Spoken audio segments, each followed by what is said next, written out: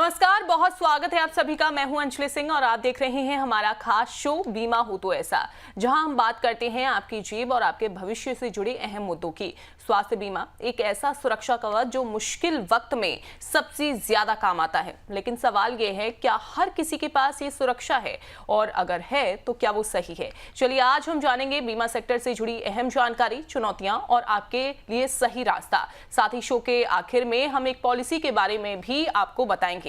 चलिए अब on the show में आपके लिए क्या खास है, सबसे पहले हम वो देखते हैं। स्वास्थ्य बीमा की मौजूदा स्थिति आखिरकार क्या है, उसके बारे में हम जानेंगे। वहीं क्लेम रिजेक्शन की बड़ी वजह आखिरकार क्या बन जाती हैं। देखिए, क्लेम जब लेने की बारी आती है तो क्लेम कई बार रिजेक्ट हो जाता है, उसकी वजह आखिरकार क्या है ये आपको पता होनी चाहिए। मरीजों पर बढ़ता आर्थिक बोझ, देखिए मरीजों पर जो आर्थिक बोझ है वो आखिरकार बढ़ता जा रहा है। हेल्थ बीमा सस्ता करने की तैयारी भी अब जो है वो की जा रही है। कैसा असर इससे मार्केट में पड़ने वाला है, बीमा सेक्टर में पड़ेगा, वो हम जानेंगे। वहीं हम जानेंगे कि जियो फाइनेंस बीमा में अब एंट्री करने वाली है। अब इसका अप्रूवल मिलने के बाद देखिए क्या हालात जो हैं वो हो जाएंगे, कितना सस्ता जो है वो प्रीमियम होगा। फिलहाल हम इसके बारे में भी जानकारी लेंगे। आज हमारे साथ जुड़ रहे हैं शो में Nitin Pandey ji, founder and chairman of Insta Policy insurance broking, जो आपको बीमा से जुड़ी जानकारी आसान भाषा में समझाएंगे। सर, आपका दी बोनस पर बहुत स्वागत है। जी, थैंक यू अंजलि। सर, चर्चा को हम आगे बढ़ाएंगे, लेकिन सबसे पहले हम अपने दर्शकों को दिखाते हैं दिल्ली के एक मध्यम वर्गीय परिवार की कहानी। कैसे अचानक आई मेडिकल इमरजेंसी ने सब कुछ बदल दिया। दिल्ली के 40 साल के सुशील गोयल परिवार के मुखिया हैं। उनको अचानक दिल से जुड़ी गंभीर समस्या हुई। इलाज के लिए अस्पताल में भर्ती करना पड़ा उनको। परिवार के पास बीमा तो था, लेकिन पॉलिसी की शर्तों और सीमाओं की वजह से पूरा क्लेम नहीं मिला। अस्पताल का बिल लाखों में था, इसलिए परिवार को अपनी बचत और उधार का सहारा लेना पड़ा। इस घटना के बाद उन्हें समझ आया कि सिर्फ हेल्थ बीमा होना काफी नहीं है, सही बीमा होना भी जरूरी है। देखिए, बिल्कुल हेल्थ बीमा होना काफ़ी नहीं है, सही बीमा अगर आपके पास है तो क्लेम रिजेक्शन जैसी अगर आपके सामने कोई भी चुनौती आती है तो आप इससे बच जाएंगे, यानी कि आपका क्लेम ही रिजेक्ट नहीं होगा। लेकिन ऐसा होता क्यों है वो हम सर से जान लेते हैं। सर, अभी जो हमने स्टोरी देखी उससे क्या हमें सबक लेना चाहिए, और साथ ही बीमा होने के बावजूद क्लेम पूरा पास ना होना, ऐसी स्थिति में सबसे बड़ी गलती क्या हो जाती है, क्यों आखिरकार लोगों का क्लेम पूरा पास नहीं होता है? देखिए अंजलि, जो सबसे बड़ी गलती होती है वो क्लेम के समय में नहीं होती, वो एक्चुअली में पॉलिसी लेते समय होती है। लोग अक्सर सिर्फ प्रीमियम देख के ये डिसाइड करते हैं कि मेरे को कौन सी पॉलिसी लेनी है या कौन सी पॉलिसी नहीं लेनी है, जी। बिना ये सोचे समझे कि उसमें क्या कवर है क्या नहीं कवर। जब तक आप तक पूरी पॉलिसी को आप समझते नहीं है, आपको ये डिसाइड कर लेना कि मुझे कौन सी पॉलिसी लेना, ये आपके लिए क्लेम के समय में दिक्कत का कारण बन सकती है। मैं आपको एग्जांपल देता हूं कि मान लीजिए कि 5 लाख की पॉलिसी है, लेकिन उसमें रूम रेंट की जो लिमिट है वो 5,000 पर डे है। अगर वो 10,000 पर डे के रूम में एडमिट हो जाएगा तो जो प्रोपोर्शनली जो डिडक्शंस लगती हैं वो पूरे के पूरे बिल पे लगती हैं, ना कि केवल रूम रेंट की कैपिंग पे। मींस जो अदर एक्सपेंसेस होते हैं ना, उस पे भी वो उस पे डिडक्शंस लग जाते हैं। यानी पॉलिसी तो सही है, लेकिन जो पॉलिसी लेने का तरीका है वो आपने लेते समय उसको ध्यान नहीं दिया, और क्लेम के समय आपको जो दिक्कतों का सामना करना पड़ जाता है वो इसीलिए कोई भी पॉलिसी खरीदता है तो उसमें सारी उसके प्रॉफिट, उसके लॉसेस, उसके क्या कवर है, उसमें क्या नहीं है, वो बिना देखे पॉलिसी नहीं लेनी चाहिए। बिल्कुल सर, अक्सर ऐसी कौन सी टर्म्स होती हैं, ऐसी कौन सी क्योंकि जब हम पॉलिसी लेते हैं तो उसमें टर्म्स एंड कंडीशंस भी बताई जाती हैं। अक्सर लोग ऐसी कौन सी टर्म्स को नज़रअंदाज कर देते हैं जिसकी वजह से उन्हें काफ़ी ज़्यादा खामियाजा भुगतना पड़ता है बाद में? जी, बिल्कुल सही सवाल है आपका। ये बिल्कुल करते हैं, नज़रअंदाज करते हैं, और यही सबसे कॉमन प्रॉब्लम है आपका पॉलिसी लेने के टाइम में। मैं आपको एग्जांपल देता हूं कि कई पॉलिसी में 2-4 साल का वेटिंग पीरियड होता है, बिल्कुल, और वो भी स्पेसिफिक डिसीज के लिए, लेकिन क्लाइंट को बताया नहीं जाता, क्योंकि कई बार जो एडवाइजर जो आपके सामने पॉलिसी बेचने आता है या आप जिस प्लेटफॉर्म से भी पॉलिसी खरीदने जाते हैं तो वो सेलिंग पे फोकस कर रहा होता है, ना कि एक्सप्लेनेशन पे। तो 2-4 साल के वेटिंग पीरियड के बाद में भी उनको बताया नहीं गया होता है कि स्पेसिफिकली किस जगह एक्सक्लूजन्स वगैरह हैं, और जब 1 साल में कभी सर्जरी की जरूरत पड़ गई तो क्लेम रिजेक्ट हो गया, क्योंकि पता चला कि उस पर्टिकुलर सर्जरी में 3 साल का वेटिंग पीरियड है। तो फिर क्लाइंट को क्या लगता है कि मैं ठगा गया, जबकि ऐसा नहीं है। जब आप पॉलिसी लेते हैं तो जब बॉन्ड आपके पास में डिलीवर होता है तो एक एक चीज प्रॉपरली एक्सप्लेन्ड होती है, लेकिन वो 5-6 पेज का जो हमारे पास डॉक्यूमेंट होता है, बहुत छोटे छोटे शब्दों में लिखा होता है, वो हम लोग ध्यान से पढ़ते नहीं है और क्लेम के टाइम में हम कहीं ना कहीं मुसीबतों में पड़ जाते हैं। बिल्कुल। तो क्या सर इसमें सुधार की गुंजाइश है कहीं ना कहीं कि अगर पॉलिसी अगर कोई ले रहा है तो उसको सही तरीके से उसकी एक एक करके उसकी सारी टर्म्स को समझाया जाए?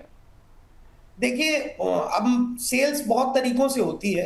एज अ सेल्स जो हमने की है इतने सालों तक, उसमें यही जानते हैं कि कई बार क्या होता है कि उस पॉलिसी को बेच देने के लिए हमारा एडवाइजर हमको उसको पता होता है कि किस पॉइंट पे अगर मैं कुछ ऐसी बातें बोलता हूं तो हो सकता है कि ये मेरी पॉलिसी ना खरीदे, तो जानबूझ के भी कुछ पॉइंट्स जो हैं वो नहीं बताते। बिल्कुल। तो मेरा कहना है कि आज के डेट में आपके पास में इतनी सारी प्लेटफॉर्म है, एआई है, आपके पास में गूगल है, मतलब आप लगभग हर एक चीज का विस्तार से जान सकते हैं। आप पूछ सकते हैं किसी से भी कि भाई मुझे ये होता है, ये बीमारी है, मुझे इस तरह से पॉलिसी लेनी है, तो बेस्ट पॉलिसी क्या है और मुझे क्या क्या खरीदना है। लेकिन फिर भी मैं आपके दर्शकों के लिए मैं बता देता हूं कि आम व्यक्ति को जो भी पॉलिसी खरीद रहा है उसको क्या क्या ध्यान में रखना चाहिए।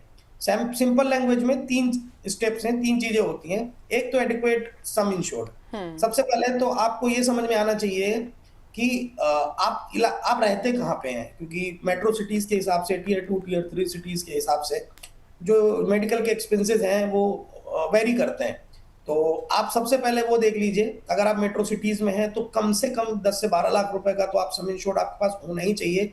उससे नीचे तो पॉलिसी का कोई मतलब नहीं बनता। और सबसे बड़ी चीज कि कोई मिनिमम सब लिमिट्स नहीं होनी चाहिए। मतलब कई बार बहुत सारी चीजों के एम्बुलेंस का कवर 1% ऑफ सम इंश्योर्ड होगा, हॉस्पिटलाइजेशन में जो हॉस्पिटल के बेड होते हैं वो 2%, 3%, या रूम रेंट की कैपिंग, या एयर एम्बुलेंसेस के कैपिंग, या बहुत सारी ऐसी चीजें होती हैं जिसमें कैपिंग लगी हुई होती हैं या सब लिमिट होती है। तो वो ध्यान में रखना बहुत जरूरी है ताकि आपका जब क्लेम पास हो रहा हो तो उसमें आपके पैसे ना कटें। और सबसे इंपॉर्टेंट और थर्ड पॉइंट जो मैं आपको बता रहा हूँ वो है कैशलेस में जो क्लेम प्रोसेस होते हैं वो कहीं ना कहीं इंश्योरेंस कंपनीज के नेटवर्क हॉस्पिटल्स में बहुत अच्छे होते हैं, क्योंकि उन लोगों ने पहले बहुत कुछ वेरिफिकेशन करके उनको अपने नेटवर्क में ऐड किया होता है। तो अगर आप किसी भी इंश्योरेंस कंपनी का हेल्थ इंश्योरेंस कराते हैं तो उनकी नेटवर्क हॉस्पिटल्स की, कैशलेस हॉस्पिटल्स की लिस्ट देख के अगर आप उस पर एडमिशन लेते हैं तो आपके लिए बहुत ईजी होगा। और सबसे जरूरी है कि एक ट्रस्टेड एडवाइजर होना बहुत जरूरी है। कहीं पे भी किसी भी प्लेटफॉर्म से ऐसे ही यूं ही बिना जाने परखे पॉलिसी आप खरीदते हैं तो आपको बहुत बार नहीं पता होता है कि क्लेम प्रोसेस में हमको क्या जरूरतें होती हैं और किन किन प्रोसेस का हमको फॉलो करना पड़ता है। इसलिए एक एडवाइजर अगर आपके सामने है तो आपके क्लेम में दिन में, रात में, किसी भी जरूरत के समय में कम से कम वो आपके साथ खड़ा हो सकता है और आपको गाइड कर सकता है कि आपको क्या करना है। बिल्कुल बिल्कुल सर। ये जो सर 3 पॉइंट्स आपने बताए हैं, अगर मान लीजिए कि हम खुद से ही हेल्थ इंश्योरेंस लेने की तैयारी कर रहे हों तो क्या ये 3 पॉइंट्स को बिल्कुल भी नजरअंदाज नहीं करना है? ये अंजलि बेसिक्स हैं, मतलब बेसिक्स हैं आज की डेट में। पहले तो क्या होता था कि बस एक तो लोग जागरूक नहीं थे, अब जागरूक हैं तो उतने भी जागरूक नहीं हो गए कि उनको ये समझ में आए कि मेरे को जरूरत क्या है, मतलब मैं क्यों ले रहा हूँ। कई बार प्री एग्जिस्टिंग डिसीजेस नहीं होती, कवर उनको नहीं पता होता कि ये भी हमारे कवर है और हमको डिस्क्लोज करना ये बहुत जरूरी है कि आगे आने वाले समय पे अगर इससे रिलेटेड कोई बीमारी मुझे होती है और अगर हमने नहीं बताया है इंश्योरेंस कंपनी को तो वो किसी ना किसी वजह से हमारा क्लेम रिजेक्ट कर सकती है और अचानक हम बहुत बड़ी मुसीबत में फंस सकते हैं। तो कम से कम ये 3 सिंगल पॉइंट्स अगर आपके पास बीमा नहीं है और लेना चाह रहे हैं तो जरूर ध्यान दीजिए, और अगर आपने ले लिया है तो अगले रिन्यूअल पे आप इन 3-4 पॉइंट्स पे जरूर डिस्कस करें कि अगर पॉलिसी को हम अपग्रेड कर सकते हैं या कुछ नया प्लान लेके हम अपने आप को सुरक्षा प्रदान कर सकते हैं, तो उससे बेहतर कुछ भी नहीं हो सकता। बिल्कुल बिल्कुल। और एडवाइज़र के गाइडेंस लेना बहुत ज़्यादा ज़रूरी है। चलिए अब हम अपने खबरों का रुख कर लेते हैं जो हम अपने दर्शकों के लिए लेकर आए हैं। पहली खबर है, देखिए, देश में हेल्थ इंश्योरेंस सेक्टर तेज़ी से ग्रो कर रहा है और करीब 9% की मजबूत ग्रोथ दर्ज की गई है। अब बात करें 2024-25 में प्रीमियम 1.2 2 लाख करोड़ रुपए के पार पहुंच गया है। लेकिन इसके साथ ही ये पहुंच गया था, लेकिन इसके साथ ही एक बड़ी चिंता भी सामने आई, क्लेम रिजेक्शन। कई मामलों में पॉलिसी टर्म्स और लिमिट्स इसके पीछे की वजह बन रही हैं। हालांकि रेगुलेटर ने कैशलेस क्लेम प्रोसेस को तेज और आसान बनाने के लिए नई टाइम लिमिट भी तय की। सर, हेल्थ इंश्योरेंस में ग्रोथ तो हम देख रहे हैं, लेकिन क्लेम रिजेक्शन जिसकी अभी हम जिक्र भी कर रहे थे, जो हमने अपने दर्शकों को एक स्टोरी भी दिखाई थी, क्लेम रिजेक्शन बड़ी वजह बनते जा रहे हैं। क्या यही रीजन है कि सही तरीके से जो पॉलिसी ले रहे हैं उनको बताया नहीं जाता है, या कोई और भी वजह आप देख रहे हैं? अंजलि, ग्रोथ तो अवेयरनेस की वजह से हो रही है। अगर आज के डेट में अवेयरनेस बढ़ रही है, बहुत सारे प्लेटफॉर्म्स जो अवेलेबल है, इजी हैं, गांव-गांव तक नेट पहुंच रहा है, इंटरनेट में लोग एक्सेस कर रहे हैं, तो जो अवेयरनेस फैल रही है उसकी वजह से तो ग्रोथ हो रही है, लेकिन रिजेक्शन मिसअंडरस्टैंडिंग की वजह से हो रही है। आप एग्जाम्पल के लिए मैं सारी चीजें साथ एग्जाम्पल के साथ ही बता रहा हूँ आपको बिल्कुल। कि लोग जो हैं वो नेट अवेलेबल है हर किसी के पास में, तो वो गूगल में सर्च करता है और ऑनलाइन में जल्दी जल्दी वो जो 4 चीजें देख के पॉलिसी खरीद लेता है बिना टर्म्स पढ़े। बाद में पता चलता है कि जो प्री एग्जिस्टिंग थी उसको और वेटिंग पीरियड जो था वो चल रहा था। पॉलिसी बढ़ी है, सही अंडरस्टैंडिंग, बट अंडरस्टैंडिंग उस लेवल की नहीं बढ़ी है। या प्री एग्जिस्टिंग है और वेटिंग पीरियड चल रहा है, तो वो ऑब्वियसली वो क्लेम रिजेक्ट हो जाएगा। तो फिर वो पॉलिसी का होना या ना होना कोई मतलब नहीं बनता उसको। तो इसलिए मैंने आपको पहले भी बताया कि एडवाइजर तो इम्पोर्टेंट है, आपका एडवाइस करें, अवेयरनेस बढ़ी है, ग्रोथ बढ़ी है, लेकिन सबसे बड़ा जो क्लेम रिजेक्शन है, हम लोग पॉलिसी डॉक्यूमेंट या नहीं पढ़ते, 15 दिन का समय भी होता है हमारे पास में। अगर एक बार पॉलिसी हमको डिलीवर हो गई तो हमें 15 दिन के अंदर हम उस पॉलिसी को देख सकते हैं। अगर उसमें कुछ टर्म्स वगैरह नहीं है या कुछ गड़बड़ है या किसी ने हमको नहीं बताया है, तो हम विदाउट एनी चार्जेस हमको पूरा रिफंड मिल सकता है। तो अगर आपने अभी पॉलिसी ली है तो आप जरूर एक बार उसको ध्यान दें और उसको समझें, क्योंकि मिसअंडरस्टैंडिंग जो है वो आपके लिए बहुत बहुत बड़ी समस्या बन सकती है। बिल्कुल सर, क्या पॉलिसी लेने के लिए कोई क्या स्टैंडर्ड फ्रेमवर्क होना भी बहुत ज्यादा जरूरी है? फ्रेमवर्क तो ठीक है, जैसे अब क्या बताऊं कि इसमें टेक्निकली ऐसा कुछ हिडन कुछ होता नहीं है। वो प्रॉपर जो कुछ भी होता है वो लोगों को एक्चुअली समझ में नहीं आता है, लेकिन मेंशन सब कुछ होता है। जैसे कि मैंने आपको बताया कि ऑन डिलीवर होता है तो उसमें सब कुछ होता है। उसमें आप समझिए जैसे रूम रेंट लिमिट उसमें लिखी होती है, लोग ध्यान नहीं देते। लेकिन सर कई बार तो ऐसा भी होता है, कोई डिजीज ऐसी होती है कि जो पॉलिसी में कवर ही नहीं होती है और ये कस्टमर को बताया नहीं जाता है। वो पॉलिसी कोई कवर नहीं होती है, वो तो अंडरराइटिंग के समय ही डिसाइड होता है, हो जाता है। जैसे मैंने आपको पहले बताया है कि अगर मेरे को कोई बीमारी है तो ऑब्वियसली अगर मैं पॉलिसी खरीद रहा हूं तो मेरे कहीं ना कहीं मन में ये बात जरूर होगी कि क्या मेरे को इस बीमारी का क्लेम मिलेगा या नहीं मिलेगा। और अगर मैं उस बीमारी को बताता हूं तो सारे इंश्योरेंस कंपनीज के अपने अपने स्टैंडर्ड हैं किसी भी इंश्योरेंस पॉलिसी को अंडरराइट करने के लिए। तो वो उस बीमारी का ये देखते हैं कि उसकी स्टेज क्या है, स्टार्टिंग स्टेज पे है या मिड पे पहुंच चुकी है या लास्ट स्टेज पे है, या दवाइयों से वो ठीक हो सकती है या उसका कोई इलाज नहीं है। तो वो हमको जब पहले बताएंगे, आपका मेडिकल चेकअप होगा, अगर वो सब कुछ सही है तो इंश्योरेंस कंपनी आपका पॉलिसी कर देगी। थोड़ा सा प्रीमियम आगे पीछे हो सकता है, 10-20% का वो लोडिंग लगा के आपकी पॉलिसी कर सकते हैं। बट हाँ, अगर आपने नहीं बताया तो आप समझिए कि वो उसमें क्लेम नहीं मिलना है, तो इससे अच्छा पॉलिसी ना कराएं। बिल्कुल बिल्कुल, तो इन बातों का आपको ध्यान रखना है और साथ ही क्लेम रिजेक्शन से बचने के लिए आपको सही जानकारी देना पॉलिसी लेते समय और सही जानकारी होना वो बहुत ज़्यादा ज़रूरी है। चलिए अब दूसरी खबर जो हम अपने दर्शकों के लिए लेकर आए हैं वो बहुत ज़्यादा ज़रूरी है। देखिए, इंडिया में हम देख रहे हैं कि दिल की बीमारी यानी कि हार्ट फेलियर के मरीजों को लेकर एक चौंकाने वाली रिपोर्ट सामने आई है। करीब 70% मरीजों के पास हेल्थ इंश्योरेंस नहीं है, जिससे इलाज का पूरा खर्च उन्हें अपनी जेब से ही उठाना पड़ता है।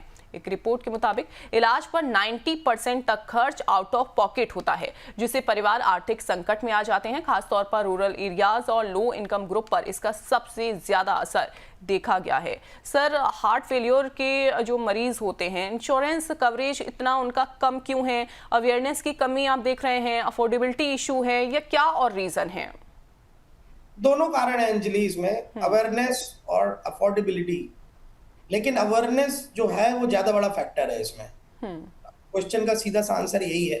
अब लोग क्या करते हैं ना कि 1,000-2,000 मंथली ईएमआई दे सकते हैं किसी भी गैजेट के लिए। वो एक मोबाइल जाके ले आएंगे, वो कोई भी मनपसंद की अपनी डिवाइस लेके चले आएंगे और ईएमआई खरीद लेंगे। लेकिन 800 से 1500 या 2,000 रुपए का जो इंश्योरेंस का प्रीमियम देने में हेजिटेट करते हैं। इस इंश्योरेंस को जो लोग एक्सपेंस मानते हैं, इन्वेस्टमेंट बिल्कुल नहीं मानते। जबकि इंश्योरेंस जो है वो अपने जीवन का सबसे बड़ा इन्वेस्टमेंट है, जो आपको आने वाले अपने जीवन में आपके खतरों से आपको बचाते हैं। बहुत सारे लोग सिर्फ बीमारियों की वजह से पैसों, जो बीमारी में पैसे लगते हैं, इवन जो ठीक होके भी नहीं आ पाते हैं, पैसे भी जाते हैं और आदमी भी चला जाता है। तो ये इसको एज अ इन्वेस्टमेंट लेना चाहिए और सबसे पहले इसी पे इन्वेस्ट करना चाहिए, बाकी सारी चीजें बाद में आ सकती हैं। सर बिल्कुल, आउट ऑफ पॉकेट खर्च भी हम देख रहे हैं कि 90% तक हो जाता है, जो रिपोर्ट सामने आई। अब ऐसे में ये क्या शो करता है? हेल्थ सिस्टम की बड़ी कमजोरी ये दिखाता है। जैसा कि आपने कहा कि अवेयरनेस भी लोगों में नहीं है, कहीं ना कहीं वो लापरवाही भी करते हैं, तो क्या ये भी एक रीजन है?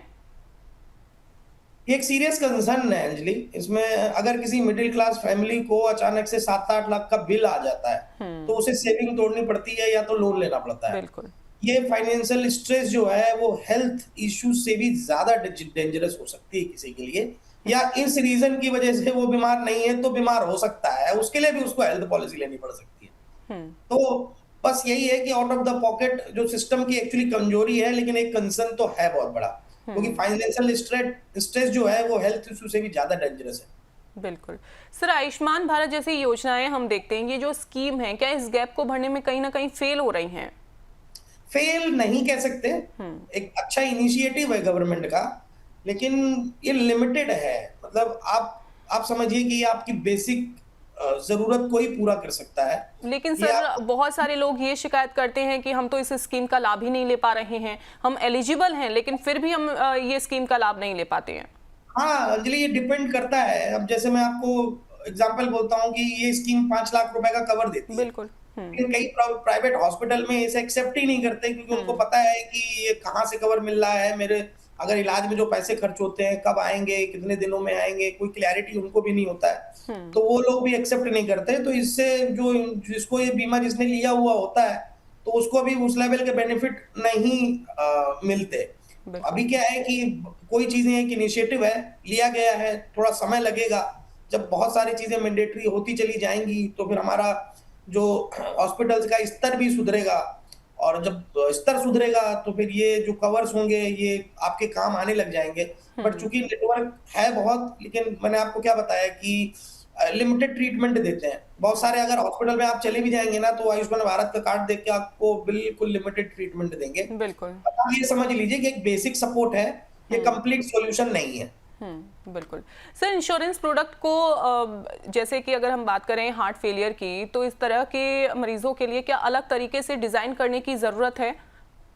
हाँ बिल्कुल चाहिए, और है भी। ऐसा नहीं है कि मतलब क्रॉनिकल डिसीज के लिए तो मतलब इंश्योरेंस कंपनीज में, बहुत सारे इंश्योरेंस कंपनीज में अलग अलग प्रोडक्ट है। कहीं कैंसर केयर है, कहीं डायबिटिक के लिए अलग से प्लान है, कहीं आपके जो क्रिटिकल इलनेस की बहुत सारी अलग अलग बीमारियां होती हैं, उन सबके लिए ऑलरेडी प्लान्स हैं। लेकिन अब होता क्या है कि जो हमसे बेचने आता है हम वो खरीदते हैं, हम अपने तरफ से उनसे कुछ पूछते नहीं है। बिल्कुल। अब जैसे हार्ट फेलियर है, अब डायबिटीज है, ये लाइफ लॉन्ग कंडीशन है। बिल्कुल। लेकिन करंटली जो पॉलिसीज होती है ना वो शॉर्ट टर्म हॉस्पिटलाइजेशन कवर करती हैं। तो हमें फ्यूचर इंश्योरेंस को लॉन्ग टर्म डिसीज मैनेजमेंट पर फोकस करना होगा, और अपनी जरूरत के हिसाब से वो देखना पड़ेगा कि मतलब मुझे क्या है और मुझे किस इंश्योरेंस प्लान की जरूरत है। बिल्कुल। और कोई भी बीमारी है, हार्ट से अगर कोई भी परेशान है, दिल का कोई मरीज है, तो देखिए उनको सबसे पहले तो खुद से ही ये इनिशिएटिव लेना होगा और अपनी जो जनरल अवेयरनेस है वो कहीं ना कहीं बढ़ानी होगी। देखिए आगे बढ़ेंगे, एक और खबर आप लोगों के लिए कि इंश्योरेंस सेक्टर में सुधार को लेकर रेगुलेटर IRDAI अब बड़ा कदम उठाने की तैयारी में है। फोकस है बेसिक और अफोर्डेबल हेल्थ इंश्योरेंस प्रोडक्ट्स लाने पर, ताकि ज्यादा से ज्यादा लोग कवर हो सकें। इसके लिए ही इसके साथ ही हॉस्पिटल्स के लिए परफॉर्मेंस स्कोर कार्ड लाने की भी योजना है, जिससे ट्रांसपेरेंसी बढ़ेगी, फास्टर क्लेम सेटलमेंट और बेहतर सर्विस देने वाले हॉस्पिटल्स को फायदा मिल सकता है, जबकि डिलीज पर सख्ती होगी। Sir, basic health insurance product किस तरह के होंगे आने वाले टाइम में? मतलब आपके इस सवाल का जवाब मेरे पिछले वाले क्वेश्चन में था। मैं आपको बताता हूँ कि ये जो रिफॉर्म है अच्छा है, लेकिन जो बेसिक प्रोडक्ट होंगे वो सिंपल और अफोर्डेबल होंगे, लेकिन लिमिटेड कवरेज के साथ।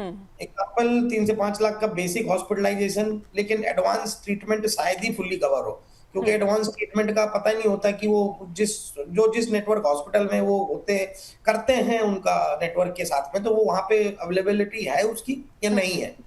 लेकिन मुझे नहीं लगता कि इसमें ये एंट्री लेवल प्रोडक्ट होगा, ये फुल प्रोडक्शन नहीं होंगे। जैसे कि आयुष्मान भारत चल रहा है ऑलरेडी, आपने देखा, वो एंट्री लेवल प्रोडक्ट ही हो सकता है, फुल प्रोडक्शन तो नहीं हो सकता।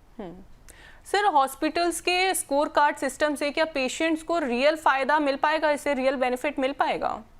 बहुत बड़ा फायदा होगा। जैसे मतलब आप इस तरह से कह सकते हैं कि आज हम कोई छोटी से छोटी चीज खरीदने जाते हैं तो गूगल पे जाके या कहीं कहीं ना जाके अपना रिव्यू चेक कर लेते हैं, कहीं खाना खाने जाते हैं तो किसी न किसी ऐप पे हम लोग रिव्यू चेक कर लेते हैं।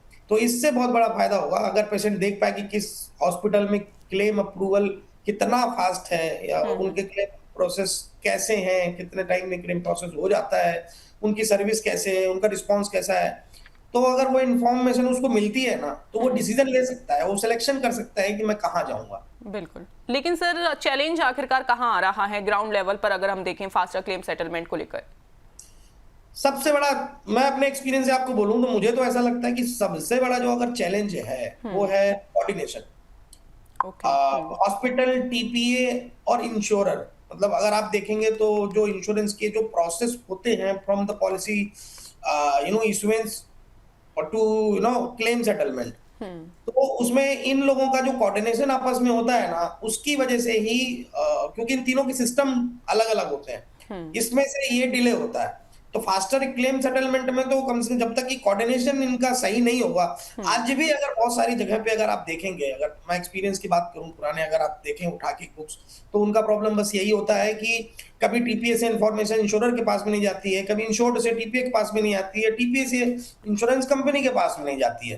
तो बहुत सारी डिले होती है, क्योंकि as a being insurance broker मैं भी बहुत सारे क्लेम्स में अगर इन्वॉल्व होता हूं, तो मेरे को बीच में इन्वॉल्व होके उस कोऑर्डिनेशन गैप को खत्म करना पड़ता है कि मैं टीपीए से, तो बस यही एक सबसे बड़ा प्रॉब्लम है। अगर इस पे काम कर पाए हम कि कुछ ऐसा सिस्टम हो जो मतलब एक फॉर्मेशन की जरूरत है कि कोई भी सिस्टम जो हर जगह से कनेक्टेड हो, कहीं से भी एक्सेस हो पाए, एक कंसोलिडेटेड सिस्टम होगा, तो ऑब्वियसली इससे बहुत फायदा मिल सकता है। सर, हम देख रहे हैं कि इस टाइम पे डिजिटली लोग बहुत ज़्यादा अवेयर हो चुके हैं, लेकिन फिर यहाँ पे बीमा सेक्टर में इसमें कहाँ कमी देखने को मिल रही है? क्यों इतना ज़्यादा? या तो क्या वाकई में डिजिटली लोग अवेयर नहीं हैं, या फिर डिजिटल सिस्टम सही तरीके से काम नहीं कर रहा है? देखिए, अभी ट्रस्ट बढ़ेगा। मैंने अभी बोला कि मैं अभी नाम नहीं लूंगा, लेकिन मैं आपको बताता हूँ कि ऐड में अगर आप देखने जाएंगे तो जब कभी इलाज होता है तो उसमें पता चलता है कि वो जो मरीज होता है उसको पता ही नहीं होता है, क्योंकि उसका बेटा नहीं है, लेकिन कोई आके क्लेम सेटल करके चला जाता है। वो बताते हैं कि पर्टिकुलर मैं यहाँ से वहां से हूँ, जब एक्चुअल में रियलिटी में ऐसा नहीं है कि क्लेम के टाइम में कोई होता ही नहीं है। तो फिर वो उसको लगता है कि अरे डिजिटलाइज्ड, मैंने किसी पोर्टल में जाके पॉलिसी खरीद ली, अभी मैं ठगा हुआ महसूस करता है अपने आप को।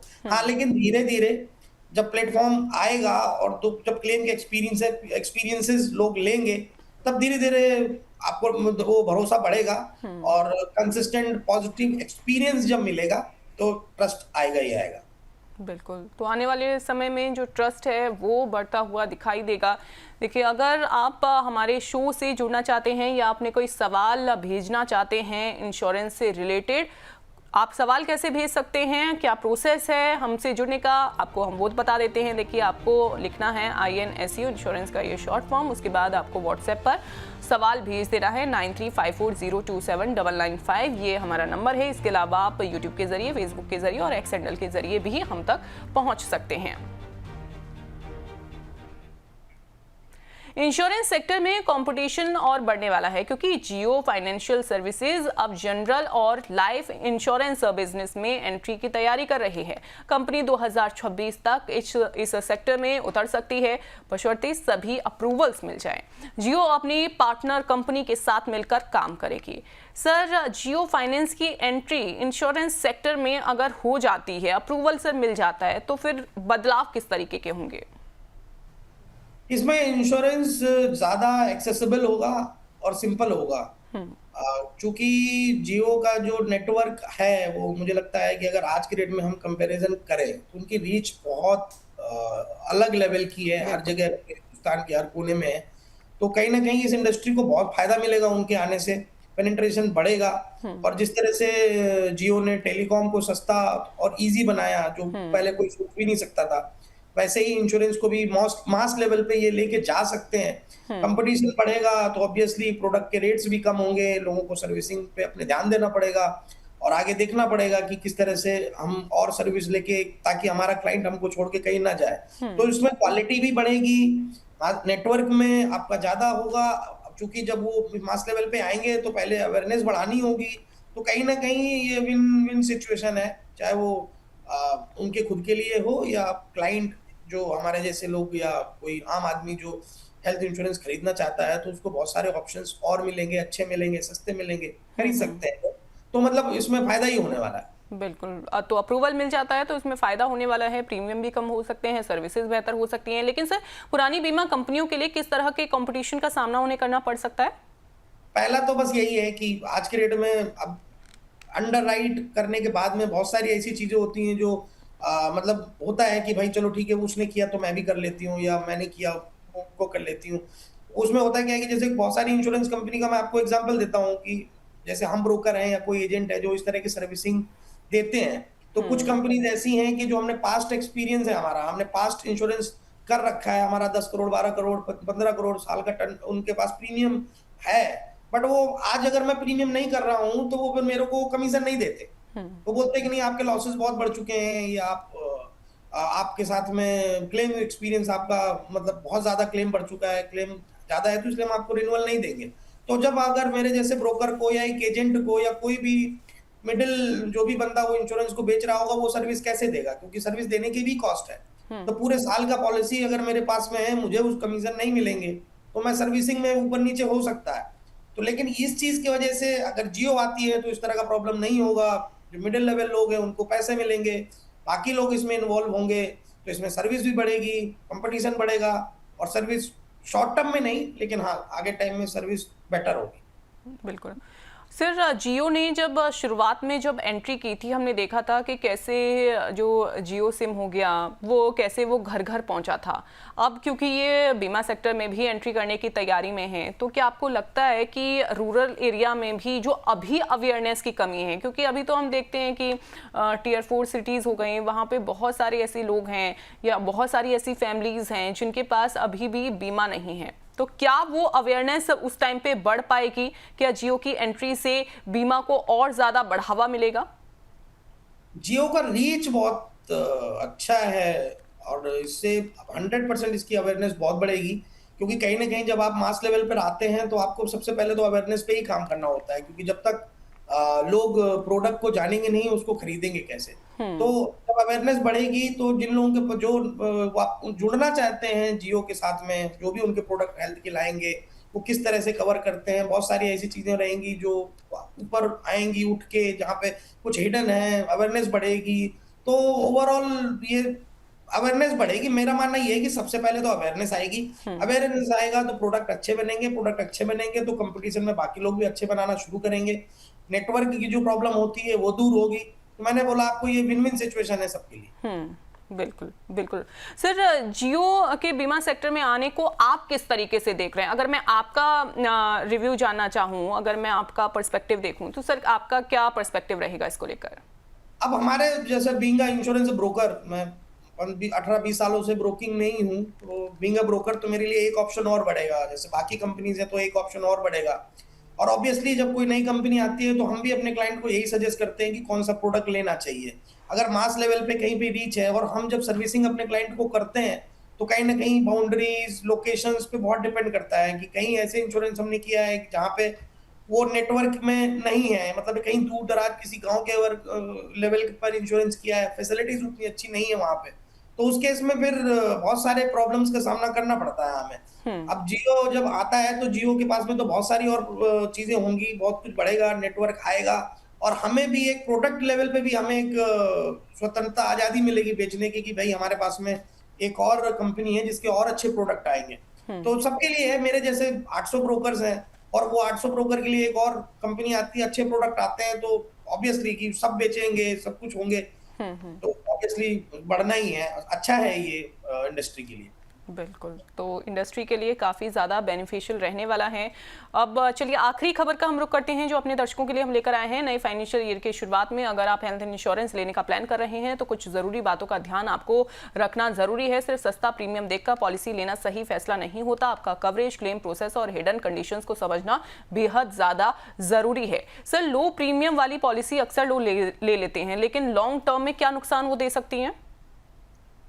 हाँ, लॉस है, क्योंकि जो चीप पॉलिसीज होती हैं, जो सस्ते में हम लोग खरीद लेते हैं, उसमें रिस्ट्रिक्शंस ज्यादा होती है। जैसे मैंने आपको बताया कि जितनी सस्ती पॉलिसी होगी उसमें उसका एक्सपीरियंस उस लेवल पे ही होगा कि भाई इस चीज में ये कैप है, उस चीज में वो कैप है, यहाँ पे ज्यादा नहीं होगा, या उस हॉस्पिटल में ये नहीं होगा, हमारे नेटवर्क हॉस्पिटल में जाना पड़ेगा, या जहाँ पे उनका नहीं है वहां पे इलाज में आपको 20-30% की कैपे वो लग जाएगा, कोपे लग जाएगा। बहुत सारी ऐसी चीजें होती हैं तो जो पॉलिसी सस्ती तो बनाई जाती है, लेकिन वो सस्ते बनाने के चक्कर में बहुत सारी चीजों पे कंप्रोमाइज हो जाता है। तो इसलिए 500 रुपए का सस्ता प्रीमियम आपको 2-3 लाख रुपए का लॉस करवा सकता है क्लेम के टाइम में। इसलिए लो प्रीमियम में ना जाके आप पहले पॉलिसी को बहुत अच्छे से समझें, सारी चीजें चेक करें, पॉलिसी तभी लें।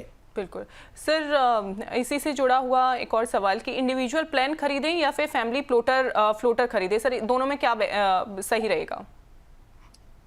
देखिए, इसमें अगर यंग फैमिली है तो ऑब्वियसली फैमिली फ्लोटर पे ही जाना चाहिए, बिल्कुल, क्योंकि अगर यंग है तो आप कम प्रीमियम में आप सारे फैमिली को कवर करा सकते हैं। लेकिन जैसे जैसे उम्र बढ़ती है, सीनियर हो जाते हैं, तो फिर इंडिविजुअल पे जाना चाहिए, वही बेटर है। बिल्कुल। हमेशा याद रखें कि अगर यंग एज है तो फैमिली फ्लोटर इज बेटर, अगर आप सीनियर हैं तो इंडिविजुअल पॉलिसी को ही तवज्जो देना चाहिए। तो पॉलिसी लेते समय ये बातें आपको ध्यान में रखनी है, साथ ही आपको ये भी ध्यान रखना है कि पॉलिसी सही होना बहुत ज़्यादा ज़रूरी है। अब चलिए चलते हैं अपने अगले सेगमेंट की ओर, जानो फिर मानो में।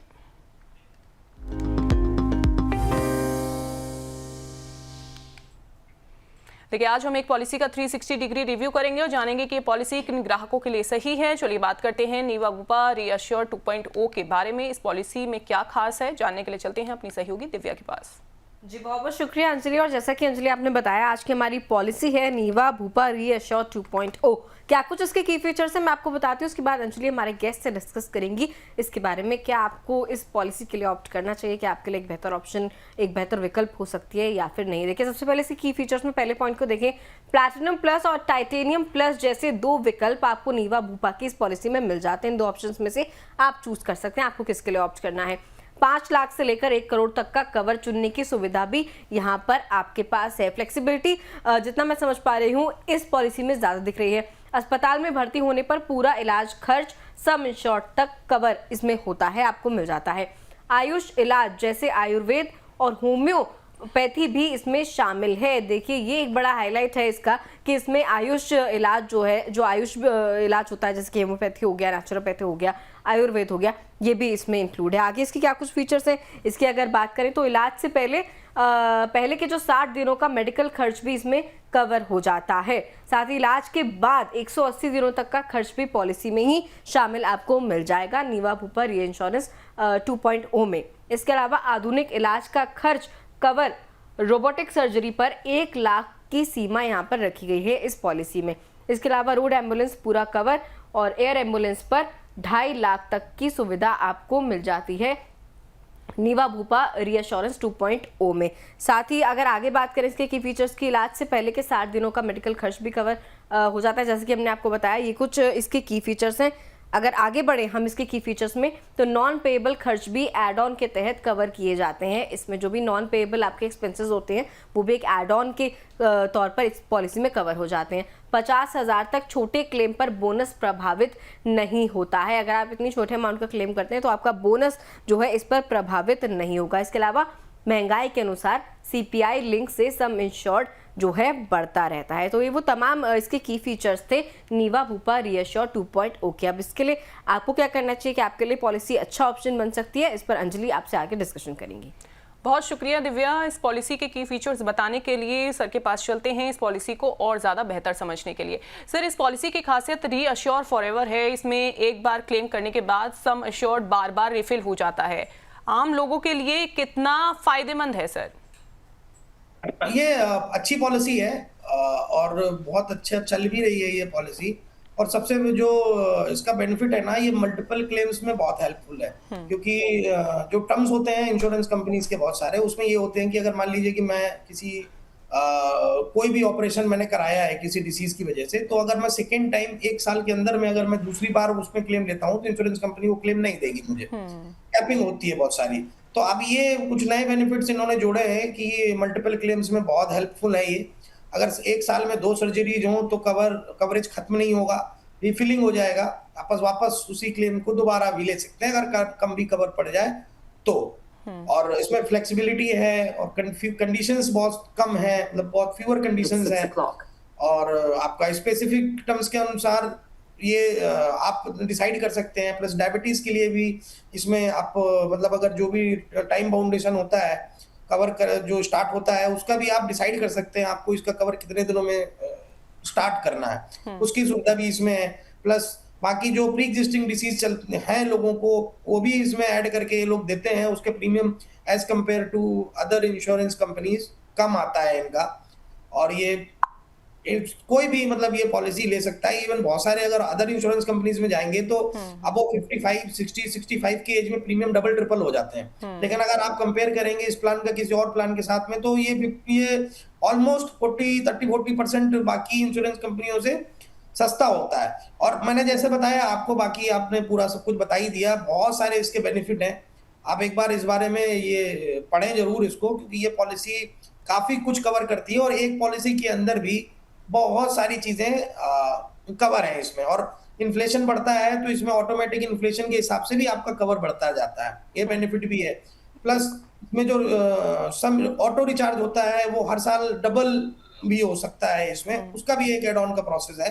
बहुत अच्छी पॉलिसी है ये सर। लेकिन जब इसमें बार बार रिफिल की सुविधा इसमें दी गई है, ये ऑप्शन दिया गया है, तो अक्सर लोग फिर महंगा प्लान क्यों खरीदते हैं? इसके पीछे क्या रीजन है? मैं थोड़ा इसको समझना चाहूंगी।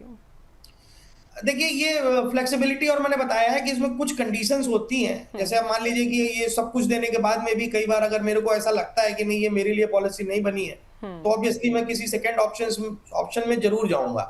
लेकिन सस्ती पॉलिसी है, लेकिन मैंने आपको क्या बताया, बहुत सारे कवर्स हैं, लेकिन अब इसके बाद में भी एड ऑन होते ही जा रहे हैं। मतलब पहले अगर देखेंगे जो शुरुआती पॉलिसीज आती थी तो बहुत सारे कम कवर मिलते थे, लेकिन धीरे धीरे जब कंपटीशन बढ़ता गया तो बहुत सारी चीजों को फ्लेक्सिबिलिटी देते चले गए। लेकिन हाँ, अच्छी पॉलिसी होने के बाद भी मुझे ऑब्वियसली मैं इसी पॉलिसी पे जाऊंगा अगर मैं पर्सनली खरीदूंगा। बट हाँ, मैं पहले ये देखूंगा कि क्या ये पॉलिसी में वो सारी चीजें हैं जो मुझे चाहिए, नहीं है तो ऑब्वियसली मैं ऑप्शन सेलेक्ट करूंगा। बिल्कुल सर। एयर एम्बुलेंस और डोमिसिलरी इलाज जैसे फीचर्स भी इसमें दिए गए हैं, क्या वाकई में ग्राहकों के काम आते हैं? हाँ जी, बिल्कुल काम आते हैं। डोमिसिलरी तो ऑब्वियसली बहुत सारी ऐसी बीमारी होती हैं जो ट्रीटमेंट घर से ही होते हैं, तो उनके लिए ये पॉलिसीज काम आती हैं।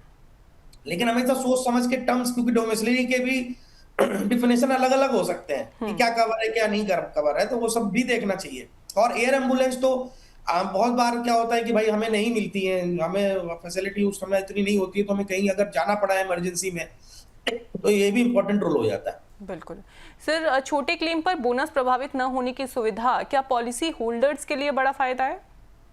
बहुत बड़ा फायदा है, क्योंकि पहले यही होता था कि अगर आप 1 साल में क्लेम ले लेते हैं तो, क्योंकि ये इंश्योरेंस कंपनी, हर इंश्योरेंस कंपनी के द्वारा ये जो क्लाइंट है उनको मिलता है कि अगर मैं क्लेम फ्री ईयर में हूं तो कोई पहले 20%, कोई 30%, कोई 50% ऑफ सम इंश्योर्ड, यहाँ तक कि अब तो इस पॉलिसी में आपका 100%, मतलब अगर आपने 10 लाख रुपए का कवर लिया है तो नेक्स्ट ईयर आपका 20 लाख रुपीज हो जाएगा। 20 लाख के बाद नेक्स्ट ईयर 30 लाख रुपीज हो जाएगा, यानी 5-6 साल तक आप क्लेम नहीं लेते हैं तो आपका 1 करोड़ का सम इंश्योर्ड हो गया। और अब तो ये भी सुविधा हो गई है कि अगर बीच में क्लेम भी लेते हैं एक एड ऑन लेने के बाद में, तो भी आपका सम इंश्योर्ड, वो जो नो क्लेम बोनस आपको मिला है वो कम नहीं होता, वो एज इट इज चलता रहता है। तो अब तो फ्लेक्सिबिलिटी इतनी बढ़ गई है इंश्योरेंस प्लान में कि लोग मतलब कंपेयर करके अपने हिसाब से कि क्या मुझे चाहिए सब कुछ मिल सकता है। बहुत फ्लेक्सिबिलिटी है मार्केट में और प्लान बहुत अच्छे हैं। सर इसमें ऑटो रिचार्ज की जो सुविधा है वो सर कब मिल सकती है? ऑटो रिचार्ज देखिए, अभी हमने बात की कि पहले ऑटो रिचार्ज ये होता था कि भाई अगर मैंने 10 लाख रुपए का सम इंश्योर्ड लिया हुआ है तो जब तक कि मेरा पूरा एग्जॉस्ट नहीं होता, वो पूरा मैं यूज नहीं कर लेता, तब मेरा सम इंश्योर्ड वो ऑटो डिस्चार्ज नहीं होता था। बिल्कुल। क्या अगर मैंने एक किसी डिसीज में अगर ले लिया, सेम डिसीज पे मेरे को 1 साल में दोबारा क्लेम आ गया, तो उस बीमारी पे ऑटो डिस्चार्ज नहीं होता था। बट लेकिन अभी बताया ना मैंने कि या तो इनबिल्ट किसी प्लान में आ गया, और अगर इनबिल्ट नहीं आया तो वो एड ऑन के जरिए उस पे ये कवर करते हैं कि सेम डिसीज पे भी आप अनलिमिटेड मींस जितना भी सम इंश्योर्ड है और डबल रिचार्ज होता है, तो to the sum insured, like अगर 50 लाख का है तो 1 करोड़ ऑटोमेटिक हो जाता है। तो इससे बेनिफिट तो है, क्योंकि हमको पता नहीं होता कि हम कहाँ पे इलाज करा रहे हैं और उस इलाज में मुझे खर्च लगने कितने वाला है, क्योंकि कोई भी नहीं चाहता कि मैं किसी ऐसी जगह जाके हॉस्पिटल में इलाज कराऊं जहाँ पे सुविधाएं ना हो। अगर 5 स्टार लेवल पे मुझे सिर्फ एक इंश्योरेंस पॉलिसी की वजह से इलाज मिल सकता है, तो ऑब्वियसली मैं इंश्योरेंस कंपनी का बेनिफिट प्लान का उठाऊंगा ही उठाऊंगा। बिल्कुल सर, एक आखिरी सवाल, हेल्दी लाइफस्टाइल पर 30% तक प्रीमियम में छूट भी इसमें जो ऑप्शन है वो दिया गया है, क्या ये लोगों को वाकई में लाइफस्टाइल सुधारने के लिए मोटिवेट करेगा? अंजलि, ये इसमें ये केवल हेल्थ इंश्योरेंस में नहीं है, अभी तो बाकी प्रोडक्ट में भी है। अब कंपनी क्या कहती है, वो मोटिवेट कर रही है कि भाई आप अपना ख्याल रखें, आप अपना ख्याल रखेंगे तो आपको प्रीमियम भी कम देना पड़ेगा और आप स्वस्थ भी रहेंगे। क्योंकि इसके पीछे सिर्फ यही है कि अगर सिर्फ इस वजह से लोग अपने स्वास्थ्य का ख्याल रखना चाहते हैं और लगने लग जाते हैं, कुछ भी फर्क करता है, मैं कहता हूँ 0.01% भी फर्क पड़ता है और इसके वजह से स्वास्थ्य लोगों का सही होता है, तो ऑब्वियसली वो अस्पताल नहीं जाएंगे, एडमिट नहीं होंगे, तो इंश्योरेंस कंपनी को क्लेम नहीं देना पड़ेगा। जब इंश्योरेंस कंपनी को क्लेम नहीं देना पड़ेगा तो उसकी प्रॉफिटेबिलिटी भी बढ़ेगी। तो कहीं ना कहीं ये अवेयरनेस हर जगह है, इवन हर इंश्योरेंस में आ गई। अब तो अगर बाकी इंश्योरेंस में देखेंगे, मोटर इंश्योरेंस में देखेंगे, तो उसमें तो एज वाइज डिस्काउंट भी है कि अगर आप 65 के ऊपर है तो आपको 20% तक डिस्काउंट मिलता है, 35 के ऊपर है तो 10% डिस्काउंट मिलता है, या गाड़ी कम चलाते हैं तो उस पर डिस्काउंट मिलता है। सेम ये कवर भी ऐसा है कि आप, कंपनी जानती है कि अगर आप अपना ख्याल रखते हैं तो इंश्योरेंस कंपनी भी आपका ख्याल रखेगी। बिल्कुल बिल्कुल सही बात है सर। बहुत शुक्रिया सर हमारे साथ जुड़ने के लिए, द बोनस को अपना कीमती समय देने के लिए और पॉलिसी को इतने अच्छे से समझाने के लिए भी बहुत बहुत धन्यवाद Anjali, thank you so much.